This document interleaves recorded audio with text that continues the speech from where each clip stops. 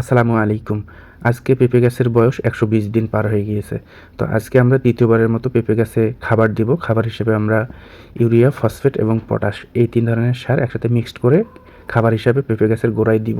আমরা মোট ৪০টি গাছের জন্য ৬ কেজি টোটাল সার, ২ কেজি ২ কেজি করে ৩ প্রকার সার নিয়েছি। প্রায় ১ মাসের বেশি সময় ধরে পেঁপে বাগানের পরিচর্যা করা হয়ে ওঠেনি, তাই প্রচুর পরিমাণে বাতঝাড়ের পাতা পেঁপে বাগানে ভর্তি ছিল। পেঁপে গাছে সার দেওয়ার জন্য পেঁপে গাছের গোড়া থেকে ৫ থেকে ৬ ইঞ্চি দূরে একটু রাউন্ড গর্ত করে সার দিয়ে নেই। বাগানের সবগুলো গাছেই এখন সার দেওয়া শেষ।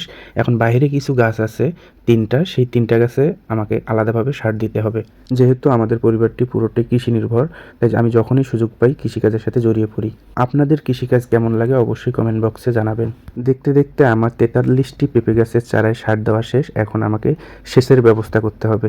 সেচের জন্য আমি এই যন্ত্রটি সবসময় ব্যবহার করে থাকি। সার দেওয়ার পরপরই সেচ দেওয়ার কারণ হচ্ছে সারগুলো যেন মাটির সাথে ভালোভাবে মিশে থাকে। এরপর সার দেওয়ার পর প্রায় ২ কেজির মতো সার আমার বেঁচে যায়।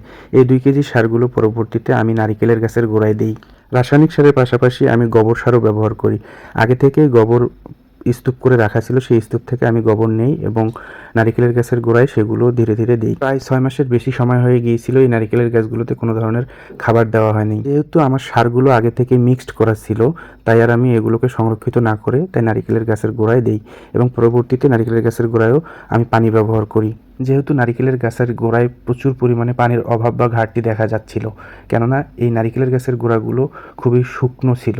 নারিকেলের গাছে সার এবং সেচ দেওয়ার পরেই আমি খেয়াল করি আমাদের যে আতা গাছটি আছে সেই আতা গাছটিতে ২টি আতা আজকে পেকেছে। এরপর আতা দুটি আমি সংগ্রহ করি এবং এই আতা দুটি দিয়েই আজকে আমি ইফতার করব, যেহেতু রমজান মাস। আপনারা আমার ভিডিওটি কোন জায়গা থেকে দেখতেছেন অবশ্যই জানাবেন। আজকে এই পর্যন্তই, ভালো থাকবেন।